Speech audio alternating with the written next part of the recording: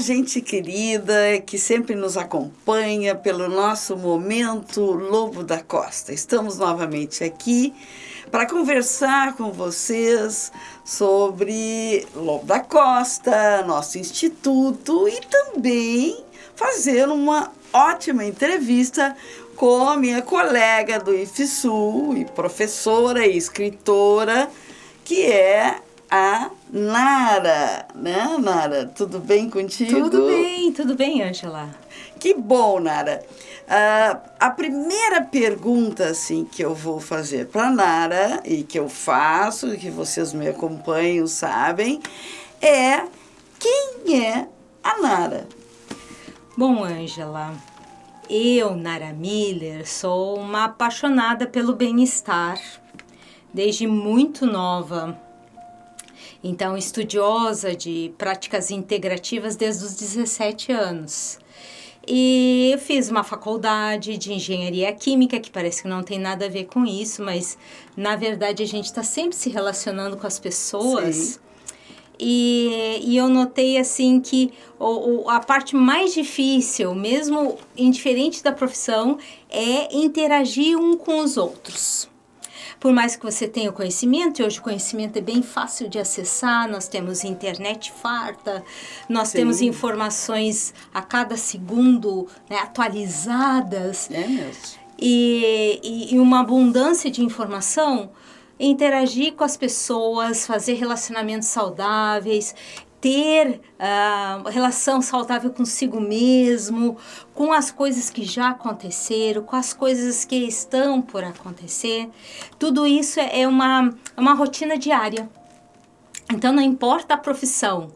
E eu depois acabei indo para uma especialização, depois de fazer engenharia química, eu fiz a engenharia de segurança do trabalho, que existe um setor que é a psicologia do trabalho, que voltou a esse princípio que eu já achava que era a parte mais complexa, interagir com as pessoas. Então, unisse o útil ao agradável. Útil ao agradável. Então, eu comecei a estudar técnicas que pudessem me ajudar, não só a interagir melhor com os meus familiares, como com os meus colegas, meus estudantes, pudesse aproximar as pessoas para melhorar a aprendizagem, para elas se sentirem melhores. E aí, depois de um longo tempo experimentando técnicas, eu conheci a acupuntura sem agulhas, a EFT, Emotional Freedom Techniques, uma técnica norte-americana, e já era 2010. Sim. Eu já estava no IFSU desde 98, então depois de algo como 12 anos, né? Sim. Eu encontrei essa técnica que aí sim eu pude retomar a rédea da minha existência, né, virar protagonista de novo da minha história, sair do piloto automático.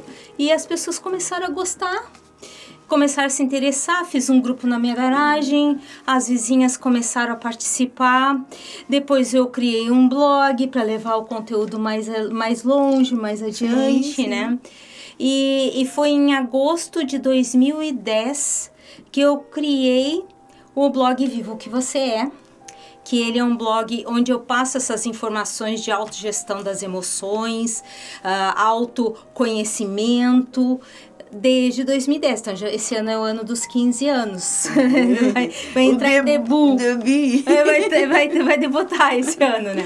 Sim. Mas o mais bacana é que eu continuei procurando maneiras de chegar mais próximo das pessoas. Então, em 2012, eu criei o canal do YouTube, o Nara Miller com 2 L's. E eu pensei, mas tem que ter outra maneira de chegar mais perto das pessoas, além dos atendimentos individuais, os treinamentos. Foi quando, em 2018, eu fui convidada a primeira vez para escrever um livro. Esse livro hoje se encontra esgotado, mas o mais interessante é que sempre com essa busca de acessar mais pessoas para elas terem um maior bem-estar, para elas terem melhores resultados, né? Sim, Esse teu aspecto não deixa de ser um autoajuda também, Sim, né? é dentro do campo do autoconhecimento, autoajuda. Isso é importante, né? E principalmente, Ângela, a pessoa não ficar à deriva com o que ela pensa, sente e como ela se relaciona com os eventos. Isso é importante. Porque senão isso aí acaba a pessoa andando em círculos, muitas vezes, né? Sem um plano de ação e no emocional. mundo que a gente está com problemas de depressão, porque antigamente achavam que a depressão não é nada disso, né? Não, mas depressão é uma doença, né? E precisa de um tratamento, precisa que a pessoa também se ajude, né? Sim. Naquele aspecto. Então, há pouco tempo houve em Pelotas um suicídio devido à depressão, né?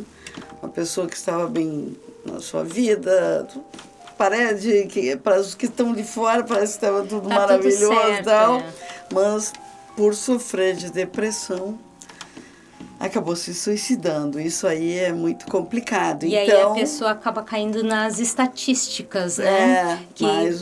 Mais um, né, deprimido que tirou a própria vida. Bom, em literatura nós tivemos o Mal do Século, que foi aquela época de suicídios, né?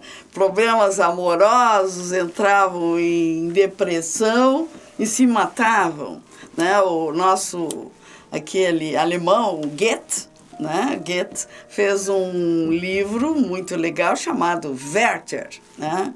Werther era um rapaz que era apaixonado pela esposa do melhor amigo dele. Né? Então, vocês já imaginem, né? Coitado, ele se manteve sempre um cavalheiro, até que no final ele... Eu estou contando o livro, mas vou ter que dizer. No final ele diz para ela, e ela gostava dele como um grande amigo, né? Uma pessoa especial, mas disse, olha, mas eu amo meu marido e eu não vou poder nunca te satisfazer e corresponder nesse sentido. E ele acaba se suicidando, né? E isso motivou na Europa, especialmente na Europa, não só isso, né? O mal do século. O mal do século eram suicídios, eram mortes pela vida boêmia dos nossos queridos poetas, né, e etc. Morriam cedo, né? O Lobo morreu cedo, mas não foi tanto não foi pela vida boêmia também, né? Porque o alcoolismo, etc. Então, realmente, eles entravam numa depressão, só que isso não era considerado doença, não havia nenhum tratamento, nem ajuda, e aí foi complicado. E tinha os que passavam antes por transições de fases de loucura, né? Ah, sim. Que a pessoa não atinava mais as realidades dela e ficava naquele ciclo sem fim de pensamentos tóxicos, de sentimentos tóxicos, né? Ah, isso é complicado. Então, isso é muito bom. Mas a Nara também, eu sei que escreveu um livro muito legal e que induz a viagem à Índia, não é isso? É verdade, Ângela. Eu já fiz 14 viagens à Índia. Olha só! Já! Parece, então, surreal, né? Parece algumas novelas da Globo, que eles iam e voltavam várias vezes. Então, fizeste Foi isso quase na íntegra. Entre 2011 e 2024 eu fiz essas 14 viagens. Meu marido é indiano. Ah, eu sei. E agora ele já mora no Brasil, vai fazer 10 anos em julho. E tudo começou porque eu sempre gostei da Índia, desde muito nova. Não, a Índia tem um misticismo, tem uma aura muito interessante, boa, né? É um país multicultural, né, Ângela? Onde tu encontra todas as religiões e nenhuma é obrigatória. Sim. Então, tu tem a liberdade de ter a cultura religiosa, filosófica que tu quiseres. Sim. E isso é bom pelo ponto de vista da liberdade, né? De expressão. Sim, isso é ótimo. Mas já houve um tempo na Índia que quando os muçulmanos governaram, né? Com as invasões, tudo, era para tu ter o teu templo, o teu espaço para continuar sendo hindu, tu precisava pagar tributos ao governo. Né? Isso é triste. Né? E depois, com Akbar, que foi o primeiro Maharaja que permitiu a policultura, respeitar a policultura, e ele casou com uma hindu. Para provar isso. Muito bem. Para manter a palavra dele e mostrar que ele também seguia o que ele falava. Foi um dos grandes muçulmanos que governaram lá com essa liberdade de expressão cultural, étnica, religiosa, né? Isso é muito bom. A pessoa, quando se completa naquilo que acha, que pensa, faz. É excelente, né? É verdade. Eu me lembro isso, saindo um pouco, mas dentro do assunto. Meu pai dizia assim, ó, para mim, meu pai já faleceu há muitos anos, mas ele brincava. Tu deves fazer o que eu digo, mas não faças o que eu faço. Aí não dá, exemplo, né? como é que fica? Como é que fica? Eu ria tanto. Porra, mas isso não é um modelo, né? Pois é, tu te mantém na linha, mas não olha pra mim. Isso aí, claro, as pessoas, tudo é escolhas, né? Isso.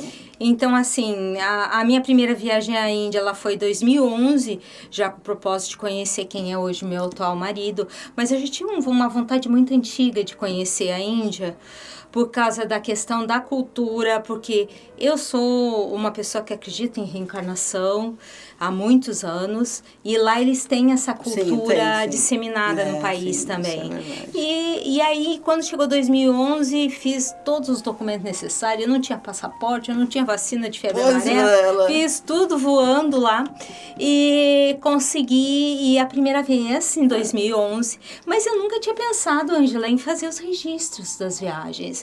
Eu fui tirando fotos, algumas eu perdi pelo caminho, com a mudança de equipamentos, mas aí quando o pessoal começou a me perguntar muito, tu já foi à Índia, como é que tu fez? O que tu fez? O pessoal começou a me procurar também para poder ir e saber documentos, saber coisas necessárias, porque eu fiz uma viagem, a primeira viagem foi a que mais demorei para planejar, porque eu estava indo para um país estrangeiro que eu não conhecia.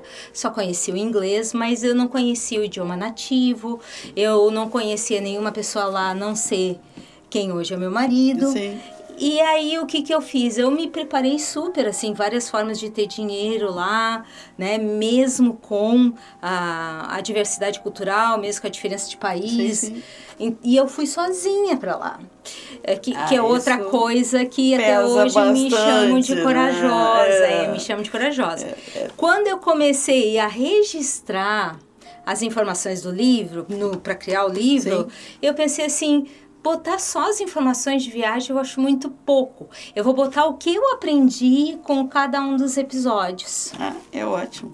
E aí o livro tem mais de 140 conclusões, assim, sobre as minhas vivências por lá. Claro. Que torna o livro mais completo, que dá mais chance de reflexão. Conto 2 situações que eu tive que usar a acupuntura sem agulhas para me resgatar de um mal-estar.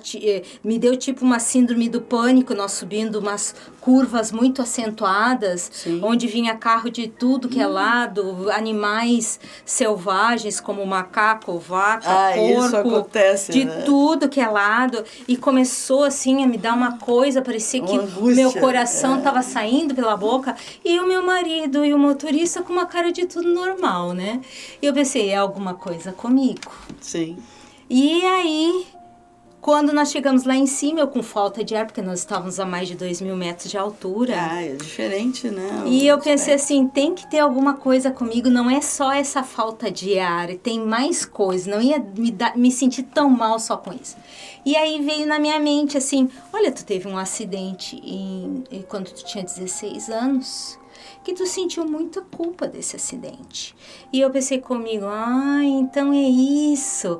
O evento me desencadeou as memórias... Pânico, as memórias do passado. Claro, a pessoa fica com medo que se repita, né?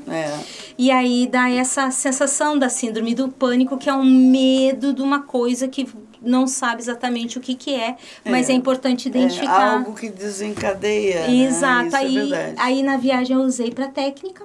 Sim. A técnica nesse evento. E foi depois quando eu tive que descer e subir de novo na mesma semana, não me deu mais nada. Então. Então não era só, porque as curvas continuaram fechadas. Sim. Os perigos todos iguais. Sim. Mas o meu gatilho mental estava harmonizado. Isso é ótimo. E tu usasse, então, a técnica da acupuntura sem agulhas, que usa basicamente toques e afirmações. Sim. Que eu já... é bom. Tu tem uma ferramenta para a vida toda, claro, né? Claro. Eu tive um aluno que, de uma hora para outra, teve a tal síndrome do pânico. E ele me ligava e dizia, eu não consigo ir à aula, né? Aluno de letras. Eu disse, não, vai te cuidando, né? Primeiro, não adianta atropelar isso aí, tu tem que ficar melhor contigo mesmo, tu retornares. Né? E aí foi na prática que eu descobri que era um evento anterior que não foi, né? Um trauma anterior que não foi curado. E aí se aflorou. Aflorou no momento... Um momento forte, que era um local diferente curvas fechadas, trânsito difícil. E tu já estava sozinha, né? Já tinha viajado sozinha. Dá um certo susto, né? Um susto. Mas eu quero te perguntar uma coisa. Oi. Tu como é que tu conheceste o teu esposo? O meu esposo é uma história até meio longa, mas eu prometo que eu vou ser resumida, tá? O cronômetro tá contando nós temos lá. muito a falar ainda. Mas basicamente foi assim, eu conheci o nosso instrutor em comum de meditação em 2001, mas foi um ano que eu acordei, assim, em 2010, o mesmo ano que eu conheci a acupuntura sem agulhas, o mesmo ano que eu criei o blog. Eu disse assim, foi um ano marcante, muito marcante na minha vida. E eu pensei assim, eu acho que vai ser interessante eu me associar no Orkut, numa comunidade que esse instrutor trabalha, para eu conhecer melhor o trabalho dele e tudo, né? Que trabalha com uma técnica de meditação chamada Palavras de Paz. Sim. Prem Rawat é um indiano e ele é radicado nos Estados Unidos. Ele tem esposa e filhos nos Estados Unidos. E aí entrei em vários grupos do Orkut. O Orkut. O Orkut. Eu perdi as minhas fotos todas no Orkut. Nem me fala. O Orkut tinha muita coisa boa. Acabou, não consegui tirar quando o vídeo tinha terminado. Que pena. Eu tirei antes. E aí ficou tudo salvo na nuvem. Mas foi também uma correria. E na época, meu marido, né, que é o meu atual marido, ele também estava em um dos grupos que eu me associei. E ele me chamou para conversar. E eu pensei, que um indiano, 22 mil quilômetros de distância, quer conversar com uma brasileira? Eu pensei, você pode treinar meu inglês? Claro, é bom. 22 mil quilômetros não pode me acontecer nada, né? Sim. Mas antes eu fiz uma pesquisa no perfil dele, procurei saber com quem ele convivia, que tipo de piada ele fazia, como é que eram as fotos, né? Como é que era a proximidade, né, com outras pessoas.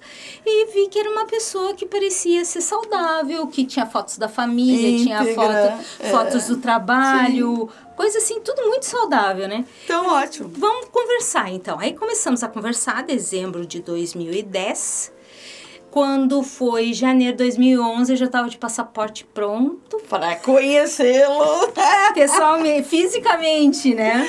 Sim, já conheci o íntimo. Nós conversávamos muitas horas nas madrugadas, porque a Índia tem uma diferença de fuso horário de 8h30. Então era praticamente madrugada. Às vezes a gente estava conversando, era 2 da manhã, e eu tinha que dizer para ele assim, olha, agora eu preciso desligar, porque amanhã cedo eu tenho aula. É mesmo? 2h30 da manhã. E tu tinhas aula no IFSU às 7h30 da manhã, Às vezes sim, às vezes às 9, às vezes às 7h30. Eu também, eu sempre tinha aula às 7h30. Eu disse assim, não, a gente continua conversando amanhã. E a gente sempre se reconectava de noite, que era a hora que ele acordava. E eu tava chegando do trabalho, às vezes a aula das 11 horas. Para ele era interessante, porque ele ia se acordar. Então aí muita gente conversou nesses intervalos considerados impossíveis, né? Vamos dizer só, assim, a hora que um país está dormindo, o outro está acordando, né? Legal. Mas foi assim, começou, foi 2011 que nós vimos a primeira vez, em abril e agosto, que eu fui lá 2 vezes, e depois, abril de 2012, nós casamos. Olha só! Casei na Índia, casamos na Índia. Que bonito! Casamos na Índia, fizemos todas as etapas, assim, pro casamento lá. E depois eu trouxe passando pela embaixada, trouxe os documentos para legalizar no Brasil, daí. Muito bem. Então, estão casados no mundo. Então, estamos casados no mundo. O Brasil e o mundo. E o mundo. Bem, e agora eu vou te fazer uma outra pergunta. Como é que conhecestes Francisco Lobo da Costa? Eu conheci Francisco Lobo da Costa. Eu ainda fazia parte do coletivo Autores de Pelotas. E eu fui ver uma apresentação dele, uma entrevista como se o Charles René fosse o Lobo da Costa. Sim. Bom, o Charlie, eu chamo de Charlie.